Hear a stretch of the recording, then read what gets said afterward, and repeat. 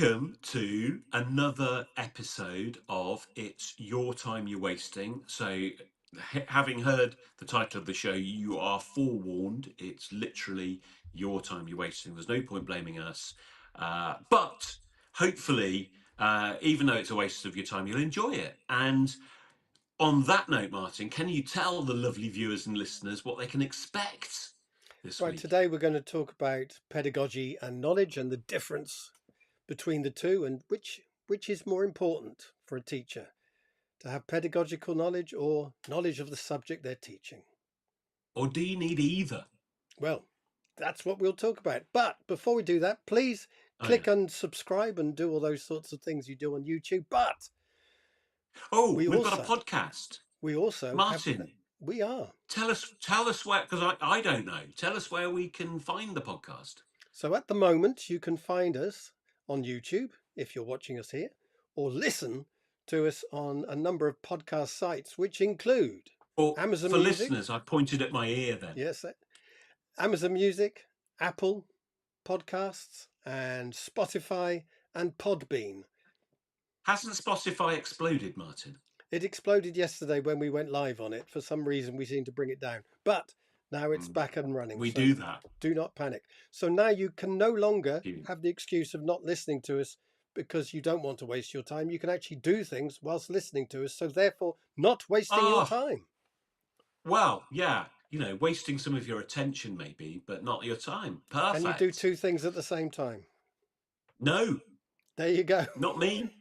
You can walk a dog and listen to us, though, surely. Well, I think some people can. I have a tendency to lose the dog. Lose the dog because of the stunning conversation that we bring across. Yeah, I'm so besotted with your dulcet tones, Martin, that I very easily lose focus. And you seem to be in a Yeah, different place at the than moment, usual. I have to say, like for viewers, listeners, whoever the hell, please excuse the fact that I'm a bit garbled and I've got jet lag. I'm in Beijing right now, I'm in a different time zone, Are you a spy? and yeah, don't say that out loud because the walls have ears. I tap my ear again for listeners there.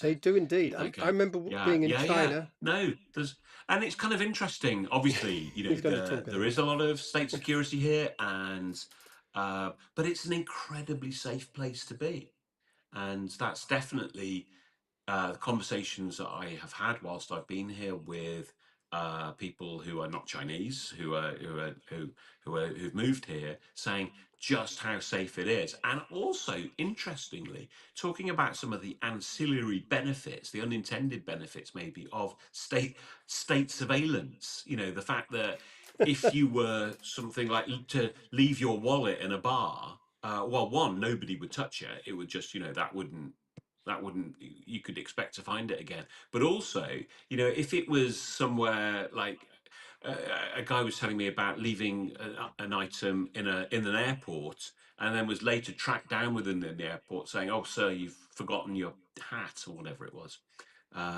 just because everything's monitored. And it's kind of interesting, and the extent to which people rely. 1 minute, David. What would happen to the wallet? I'm still worried about this wallet that you've left in a bar. Nothing. Nobody would touch it. No one You would could touch go it. back a day later and it would still be there. Right. I remember being in China. I was in Shanghai and I was watching BBC 24, and every now and then it would just go blank while something that the authorities didn't want you to watch would be broadcast. Right. Yeah. All of that. One of the things I think that's common here is people have proxy servers as a routine in order to bypass firewall. So, for instance, there's no Google here. People can't Google things.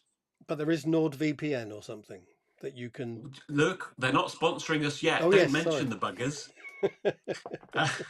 Anyway, enough of my nonsense. Please don't encourage me, Martin. The debate. So we're the idea that do teachers require subject knowledge? Do they require pedagogical knowledge? Do they need both? Do they need either? Well, I think at one level it's pretty obvious they need both, isn't it? that you need to be able to teach and you need to be able to know what you're teaching. So Yeah, the let's debate is a bit. should we kind of make the kind of like almost a caricatured argument of an extreme position? So there are people, I've met them, who say a good teacher can teach anything.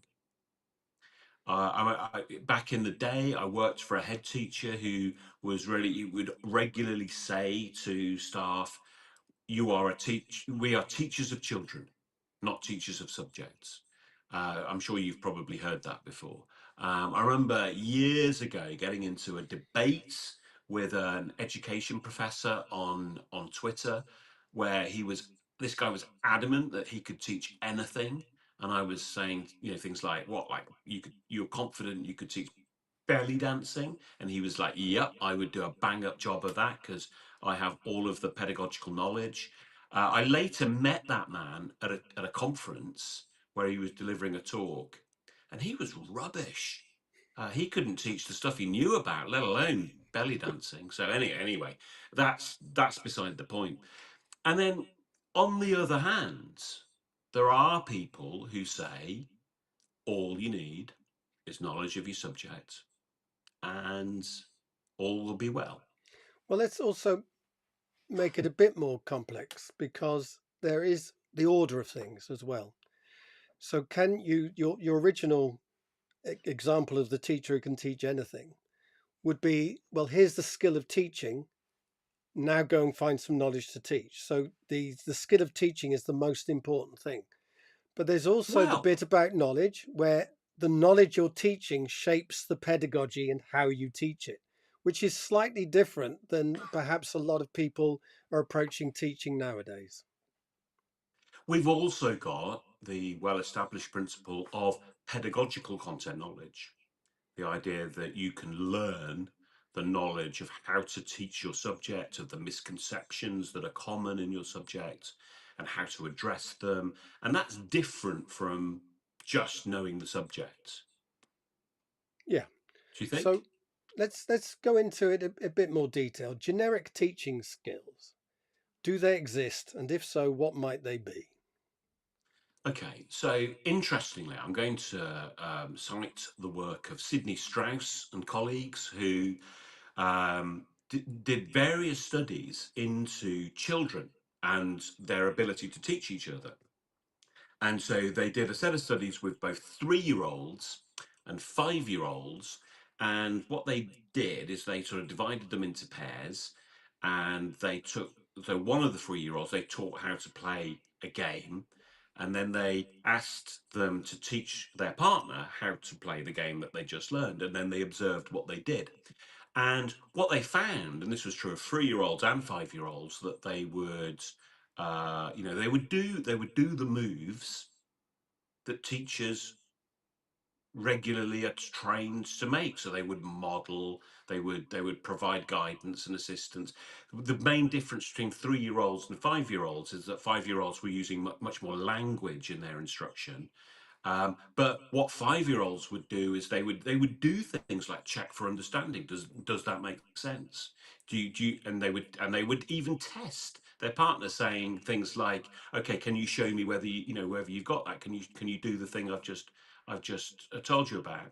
And what is one of the conclusions that Strauss speculates there is whether teaching skills are such an important aspect of what it is to be human, that maybe their cultural adaptations, things which we haven't left to chance, that children pick up really really quickly from their environment, watching the adults that they around them, and emulating those behaviors as being crucial to the experience of operating within a society.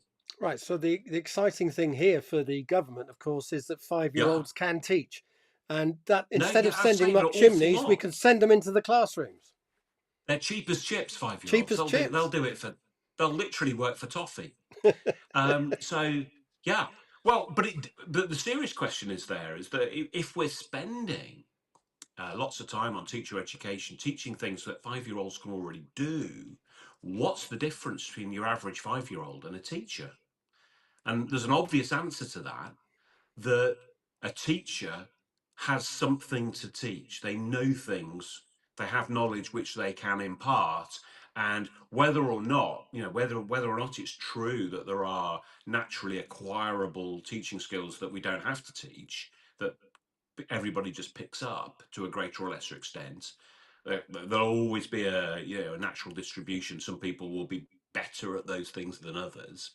That maybe that is an argument for saying, well, let's concentrate on what you're going to teach and prioritize that over how you're going to teach. What do Okay, you think of that, Martin? so we've got generic teaching skills. We're saying they do Yeah, exist, that 5-year-olds can actually acquire them. They're not hardwired, they acquire them through yeah, copying, through the modeling of their yeah. teacher, if you like. Through And they, mimicry, yeah, yeah, absolutely. so they're easy to pick up, perhaps.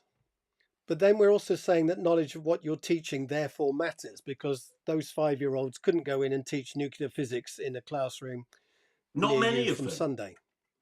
No, not many of them. That was a Right, very okay. small sample that were capable of the nuclear physics. So then we're into this chicken and egg thing. What comes first? Knowledge of what you are teaching, or the template in which you teach it? So, to some extent, could I go in, and this is what some teachers are being asked to do, with their Rosenshine template and teach any subject with that template?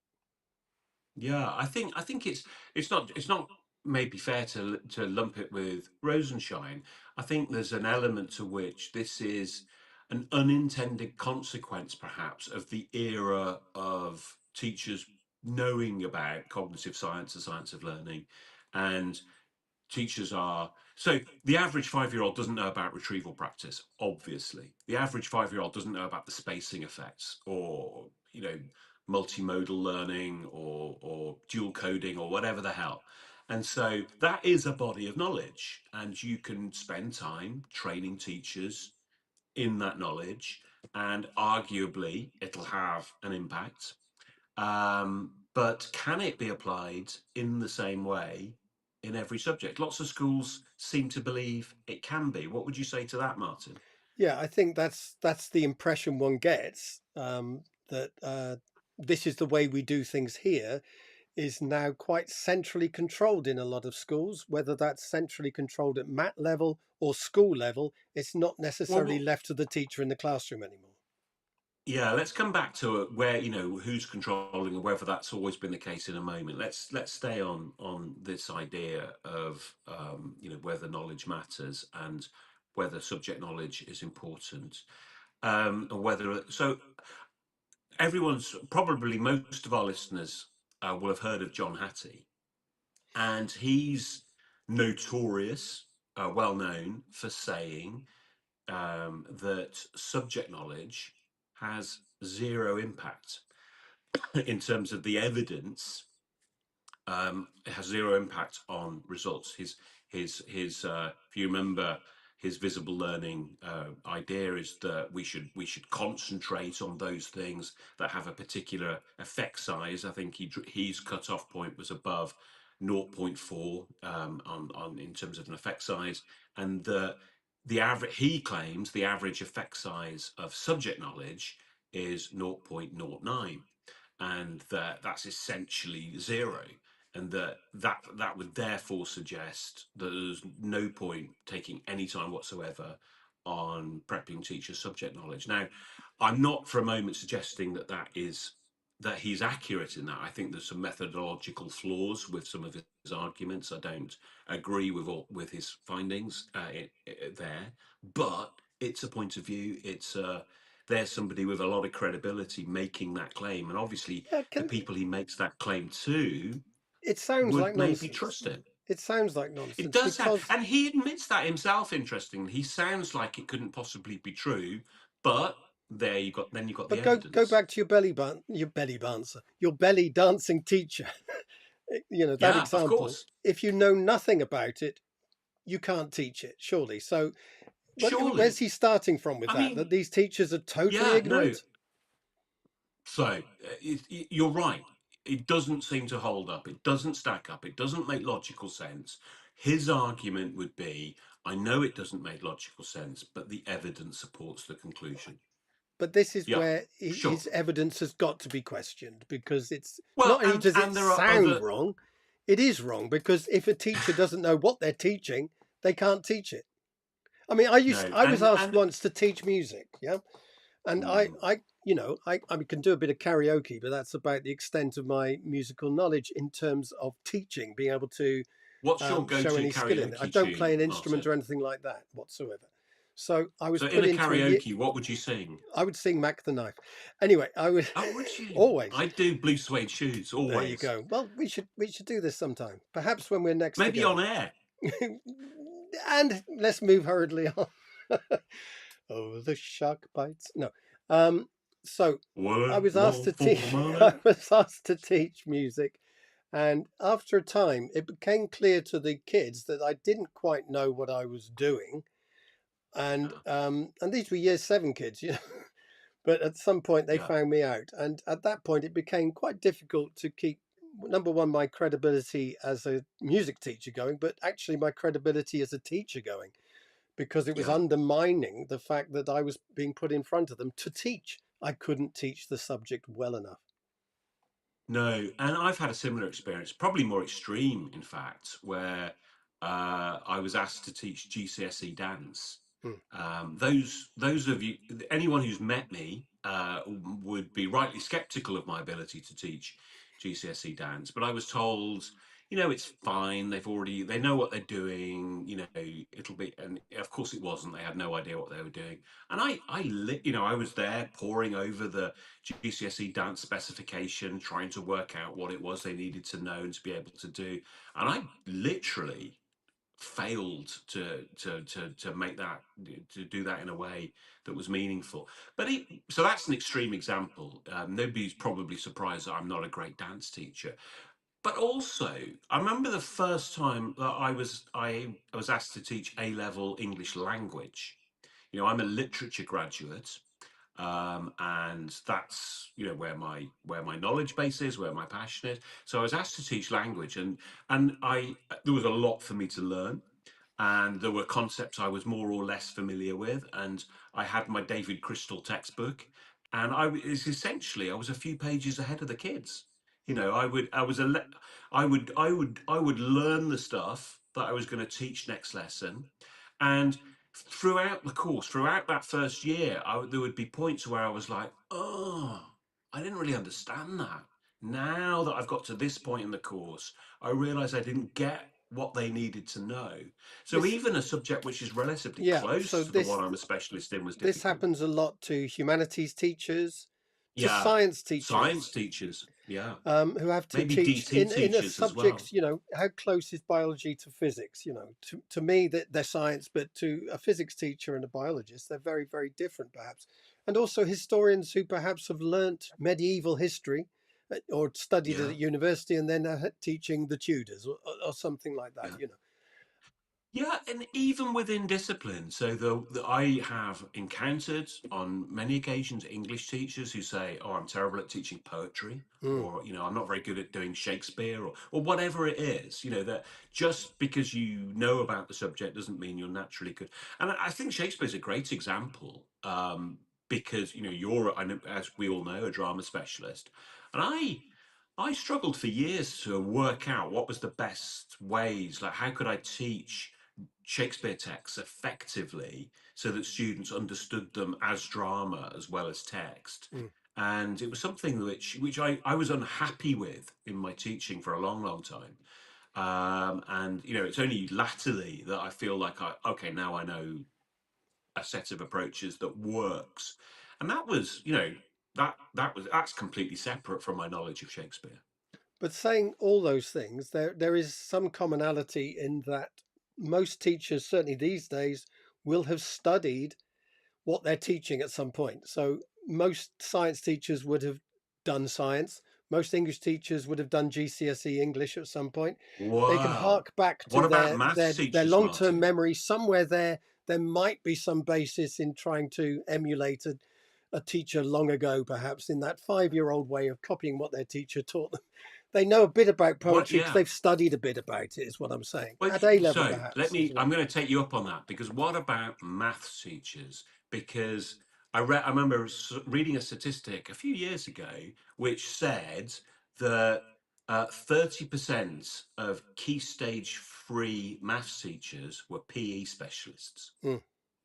Well, that's a different thing, isn't it? Those are teachers who are teaching outside of their specialism. They're slightly different than within a specialism. So let's keep it to this specialism at the Oh, moment. sorry. So I mean, Yeah. when a new novel comes on the spec for a GCSE or Oh, A yeah. level teacher, Yeah. they You. never read this novel, they don't know much about it. You Yeah. have to get up to speed, don't you? Yeah. Of course. I And you mean, can you can do that try and because, wing it, but it's not advisable. but you're applying certain knowledge about Yeah. No, how to you're read right. a You're new right. So text or something. if I'm teaching a text I've not taught before, I know the pedagogical moves to make to bring it to life. I know the kinds of things that I want students to do with it. Yeah, for sure. So I'm definitely applying that set of technique knowledge that to enhance and to make up for my lack of knowledge about that particular text. Yeah, absolutely. And there's kind of some interesting things to say about this, because that we have this idea sometimes, this model in our minds of the charismatic teacher, the person that can teach anything well. And there was an experiment that was done a long time ago, which has become known, or the result of it has become known as the Dr. Fox effect.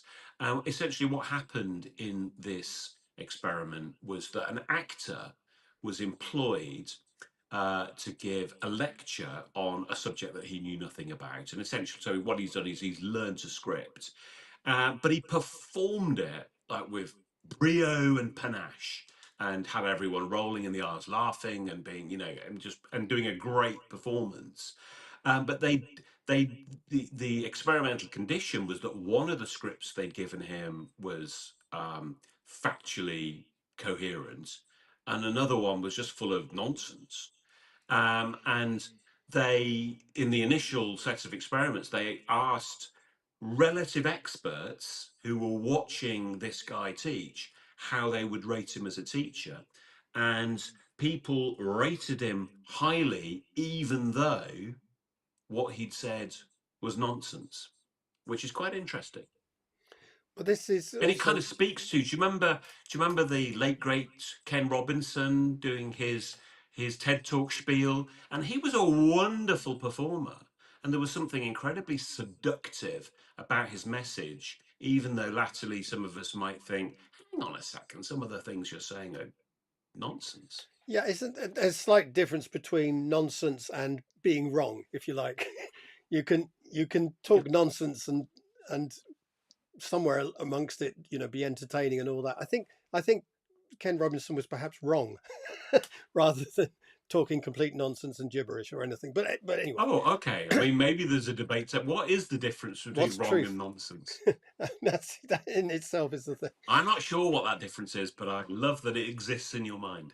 But the other thing about the and people who have to teach outside their specialism will get this, Mm, and that is the subject connectivity beyond what is directly in front of you in the textbook or on the knowledge organizer, and that is how to use the hinterland of the subject or the world around the subject as yeah. ways to explain things, to use metaphor, to use analogy, whatever it is, to try and explain to kids or to work out where they're going wrong at the moment that might make it more difficult for them later on.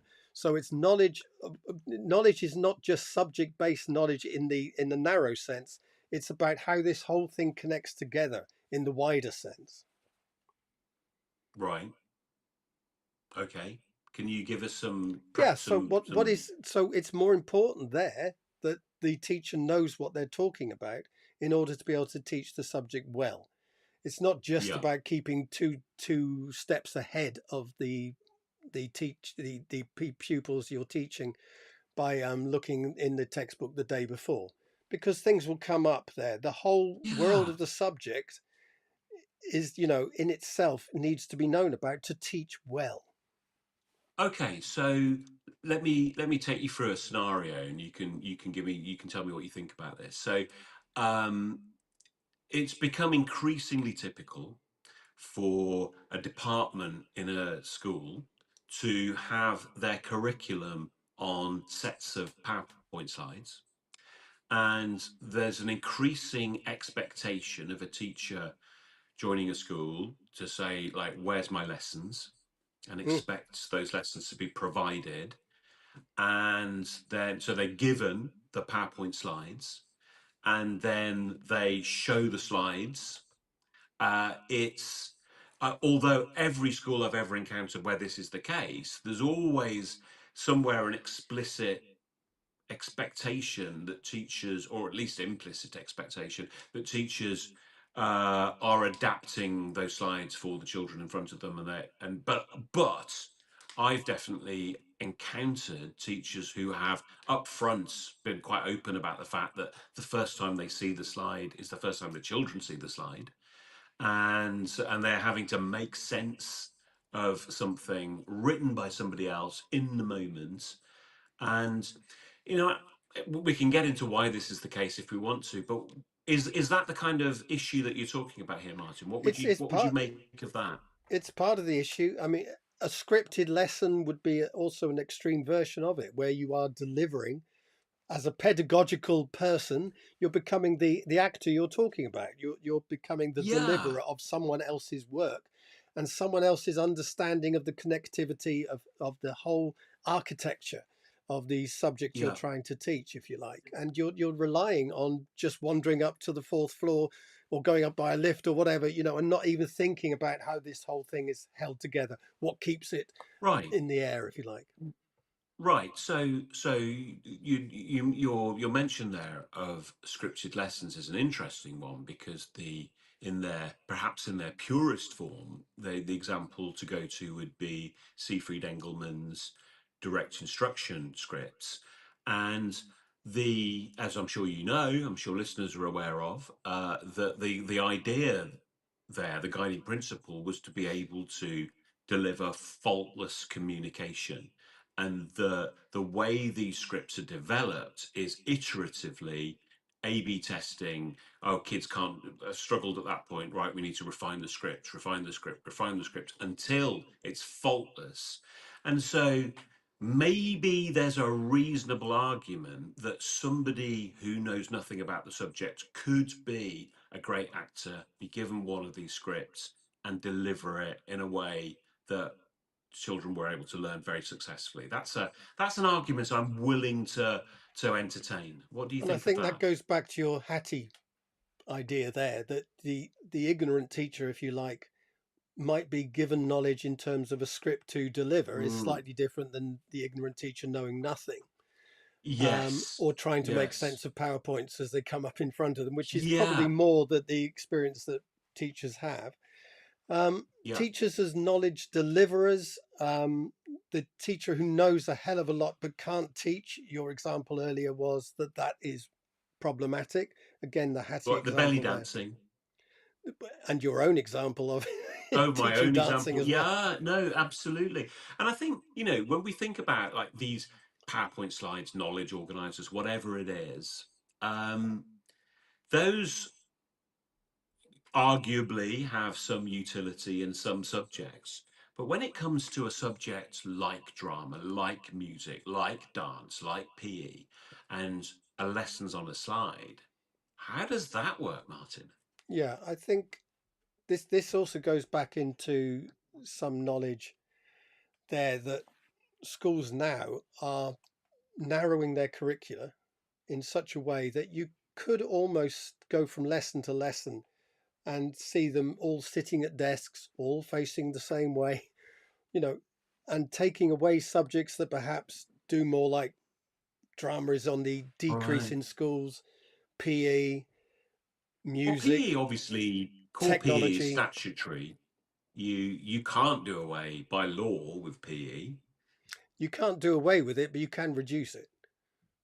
I think you'd have a tough time if you were saying all of our PE lessons are in a classroom with kids sitting down. I think that would be a tough I sell. know, and I remember that 2 weeks ago we talked about that drama lessons in the Mm, mat where three schools had reduced their key stage 3 drama lessons to sitting at desks. So I yeah, mean, well, but for sure. Um, You know, I think, you know, sadly, Martin, I think that's probably a lot easier to get away with from drama because drama isn't even in the national curriculum, it except except as under part of English, the, but except as part of English. You're basically a tiny part of English. yeah, we're the bastard child or something like that. But I'd go You're like, you're more. I think of you more like a sort of growth. You know, growth. like a, Thank you for that. yeah, That's sort of yeah, like a a some sort of carbuncle, like a, yeah, like a benign cancer. a carbuncle on the edge of your nose, Yeah, perhaps. Yeah. exactly. Now, I think in that's a nice terms, way of in imagining when it. did you start teaching? I trained to teach in the very late 90s. Right, because I go back to the very late 80s, believe it or not, and got Yeah. into teaching obviously through the 90s. But one thing I noticed, because I mean, I don't know if London was different than the rest of the country, but one thing we had was an ecosystem around teaching that was very supportive for subjects. So, for Mm. example, the local authority, we had a teachers' centre where all the sort of subject officers for the borough would be hanging out. And once a Yeah. week, because I did a bit of English teaching, would you believe? So they took me over there I once a would week, believe it. and I would I've done sit a bit there of with drama. other English teachers of of a certain ilk, who would get support and get taught how to teach English there. So we'd have that as well as weekly Mm. meetings Oh in the right. school, which were talking Mm. not about admin, but were talking about subjects and how to teach them. In terms of Yeah. drama, we had a drama centre where we had Good three Lord. specialist drama teachers, two of which went on outreach to primary to support primary, and one of which went liaised mainly with secondary. And Yeah. also, we had technical support. So, for lighting, for sound, all those sorts of things. We had a music service, which would look Yeah. after the Yeah. peripatetics, but also go into Yeah. primary to deliver music lessons, etc., etc. I The think they same still thing exist around all largely. subjects. Everything was there. Now, what has changed since then is the LA is almost nothing now. Most of those services have gone. Depends on region, but yeah. Yeah, most of those teachers who were you know, at LA level have been sort of sacked or retired or whatever it is. A lot of Or them gone back became into schools. consultants, Yeah. and a lot of them went into this different sort of ecosystem that now exists around schools, which is, and Okay. also I tell you, the what we called originally Baker days, but the inset days, Baker days. which became more generic, less about supporting people within their individual subjects, Okay. and more the whole ecosystem seemed to become more generic. There are books now which are Okay. generally quite generic, generally, um, and Generally. also the consultant comes in and they will talk to the entire staff about whatever it happens to be. This is the way to teach as a whole, rather than Yeah. supporting subjects. So I think what's changed Yeah. is that Okay. subject Can I support has challenge you a little gone bit? down, generic support has gone up. Challenge.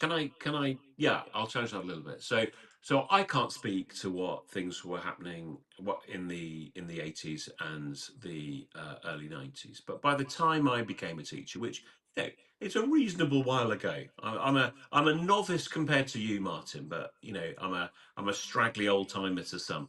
And my experience of the local authority and the joke amongst teaching staff was that that's where we get rid of shit teachers. That's where they go. They go there because they can't teach.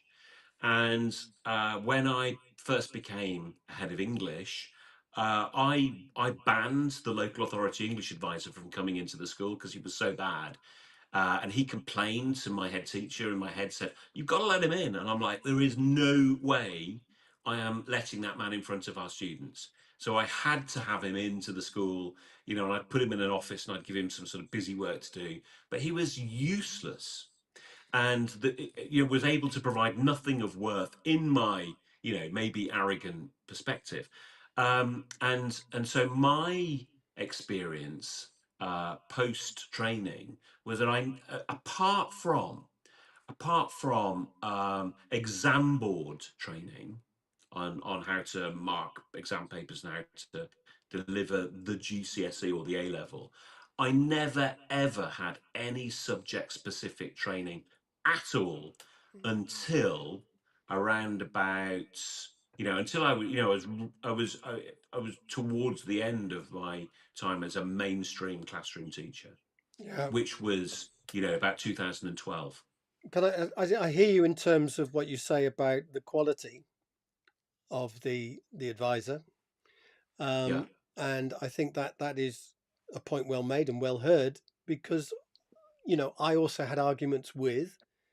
But I think it's useful to even have those arguments with people. Now, the quality of all of them I might didn't be have that they were arguments very with, protective of what they were doing themselves, which wouldn't have helped. yeah, But as a place to no, go, a teacher's centre was a great place to go to meet other teachers and I the never advisors, encountered a and to teacher have a centre. debate and have this sort of to and fro about things, which was helpful. But Yeah. absolutely hear you. It wasn't it. I mean, one of the reasons Gove and his sort of march through the institutions, his Leninist march through the institutions, was The to attack on the clean, to blob. cleanse the whole of education from Yeah. these type of ideological, sometimes very ideological, Well, look, honestly, Martin, let progressive me let me types, just perhaps. insert briefly, because for me it was nothing to do with ideology. I was pretty proggy back then, and broadly philosophically aligned with the advisor. I just thought he was a twit. Yeah, I okay. just thought he was risible, and so I didn't have arguments with him. I just ignored him. But that's your personal perspective, and other people No, might have different ones. it But is my generally, personal. It is my personal perspective, but I'm not alone in having it. but And as generally, I say, wasn't there? this used to. But Sorry. sorry, wasn't there generally that this sort of field that go, one of the major things they were Oh, trying to yeah. do was But I take think away your perception, progressive one's perception ideology. of that and reaction to it is based on, the set of experiences that you've had. So if you had positive experience of the LA system, you might have considered that to be a dreadful thing. But if, like me and like many of the teachers that I've worked with over the years, we thought it was a joke, I was very happy to see it go. Yeah, it's an odd one, isn't it? Because I Like, think, it's like teacher centres. I've never, like, whilst working full time as a teacher, I never even heard of a teacher centre. yeah. I So didn't know they existed. one I mean, that ecosystem has gone now pretty much, I think. And some mats are trying Yeah, to recreate it in some ways to have, yeah, subject experts and things like that. Is of that course, working, do yeah. you think? My recent experience is of being a subject expert for a multi academy trust, and I was their English lead, and I was responsible for providing subject specific training on how to teach English and what giving advice on what to teach and all of this stuff. So that part of that personal journey for me is that when it works, and I guess this is equally true of the LA system, is that when it works, it can be very effective. Uh, And this is the same but with then when it everything. When it works, it's great, and when it exactly, doesn't, it's not very good. exactly, And which is yeah, the problem of treating everything in the of course it system is. as though it's the system to blame always, rather than what's happening within the system. And sometimes that is Absolutely. the problem. But in Mm. terms of the mat system, I get the impression that some mats are quite local, but some of them are quite spread out. Um, Yeah, the one I worked for was distributed across England Yeah, so it's very quite widely. difficult to get around and create that sort of camaraderie and things that a local borough could do better, and that you could I did a drop lot of into driving. and use the facilities, etc. at any point. But again, can Use we the go the facilities. facilities? Yes, which the older I get, the more I need. Always welcome. But the other thing, do you get the impression that the work that the mat does, and this comes back to what we were talking Yeah. about earlier, is trying to impose something rather than to bring it out of the Again, it teachers? depends on. I think there's a continuum of mat experiences, from the very rigid, the very specified. This is how we do things at this mat. If schools that join it have to conform, and there are multi-academy trusts out there which are incredibly laissez-faire, that schools have autonomy to the point that it's damaging for them, that they can't handle the amount of autonomy they have. They just make, I always think nobody should have the autonomy to make bad decisions. Um, and so there are both extremes, and there are many clearly that will be living in between those extremes. So it's it's probably as unhelpful to talk about the maths experience as it is to talk about the local authority experience. Okay, well then I'm There's going to mention the O word, Ofsted. I think Ofsted has had a huge Ofsted, impact on the of change around from course. subject specificity Yeah, to generic teaching. And can I just yeah, say again, I think you had a similar experience. Our first Ofsteds were 5 days and subject yeah, specialists coming in, even a drama specialist, for goodness sake, to watch me, which yeah. is unheard of. You know, to then, and to talk with the teacher and to find out what they're trying to achieve in the lesson and things like that. I mean, an extraordinarily different thing than the outstanding lesson which came in. What's an outstanding lesson? Well, it has to have this, this, this, and this. The tick I've box got list. former. What's now a great curriculum? What's an outstanding curriculum? All these Mm, other things. I mean, do you think yeah, that Ofsted has had a pernicious effect on the subject specificness of what a teacher's job is? I Specificity would think. be a better word for me to use, but you go. Yeah, yeah. It's hard to say that if you've just brushed your It teeth. is Let very me tell different. you. I've just put my Yeah. teeth in. No, exactly. I'm really pleased too. And that I'm a continent away. No, yeah, of course. Well, whatever you think of Ofsted, whatever your perception is of it as an organisation, there's no denying that it's had a big effect. That's for sure. And I and many others believed that past iterations of the inspection regime were incredibly damaging. So I matured as a teacher in an era.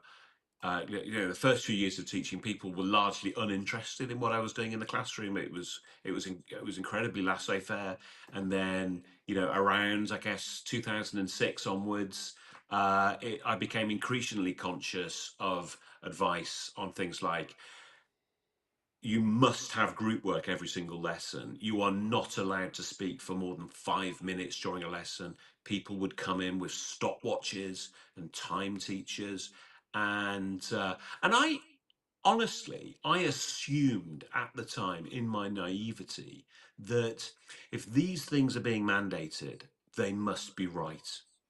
If people have got that level of certainty that this is what we should be doing in the classroom, then who am I? Who am I to say they're wrong? What do I know?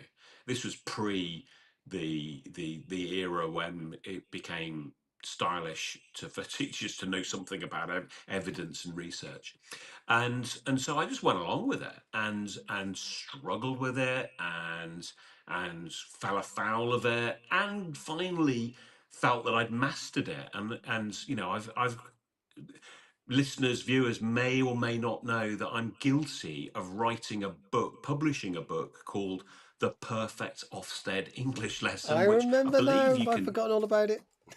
Yeah, I mean, you can still buy that. I think it's still available one from p, all one terrible p in second retailers. hand. Yeah, exactly, exactly.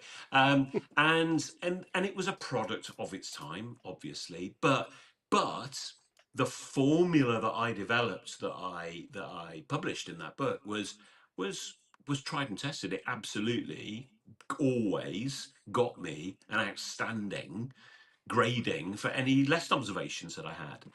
And I was like, oh, I'm an outstanding teacher because I know how to get an outstanding lesson.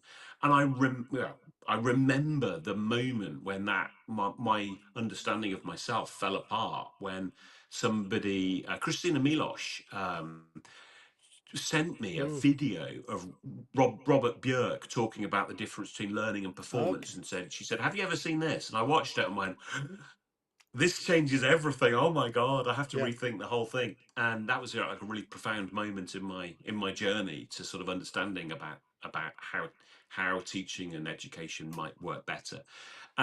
So there's no doubt now, retrospectively in my mind, that caused a lot of harm. And that's I think Andrew Olds sometimes talks about that era as the child-centered Inquisition in terms of Ofsted, and The that, 5-year-olds you know, again. yeah, all of that kind of stuff. So, um, and then teachers who liked that way of teaching, who enjoyed that, uh, then more latterly, perhaps, have experienced inspectors coming in saying, "We want to see more direct instruction. Well, We want to see less group work. We want to see tables in rows. That's what good teaching looks like." And so for me, I kind of think good teaching probably does contain a lot of those things sometimes, but I'm not certain of that to the extent that I'd go around specifying it right, and and saying that has to happen. this is the issue about the pedagogy being first, Yeah, in that it's performative pedagogy again. yeah, Perhaps there's a bit of a maybe knowledge base in the behind it, worst a bit more cases. of a knowledge base behind it, or a bit more of a scientific knowledge base behind it rather than experiential one, which we could argue about, etc., etc., etc. But Yeah, it's if it comes down to a checklist saying, right, that looks like a good lesson because they're doing everything we tell them to do, yeah. is Oh, it there's some just as retrieval bad? practice, tick. Yeah. Yeah. Is it just as bad? Yeah, no, absolutely. And I, you know, I feel that I was very much at the forefront of encouraging teachers and schools to embrace some of the findings of cognitive science, and feeling quite evangelical about reading the research and finding things out, and and training teachers in how to do retrieval practice and that kind of thing.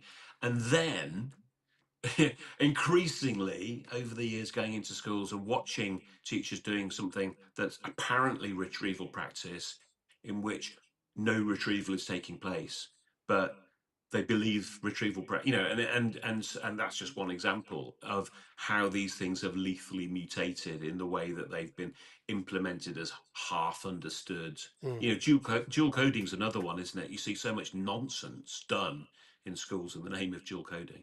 I don't know if you've ever seen that, I Martin. couldn't possibly comment. But so has that made has the science of learning phase actually improved things? I kind of think, and I kind of hope on balance that it has. Uh, but am I confident again? Am I confident enough in that to mandate it? No way. Is there enough evidence to show that evidence works? Yeah, I think the jury's, undecided. I think it's hung And on that bombshell, on that bombshell. don't forget, please, to listen out for us on the podcasts, to Yeah, follow us here, download it, subscribe, and listen to it as do you whatever. walk your dog, Exactly.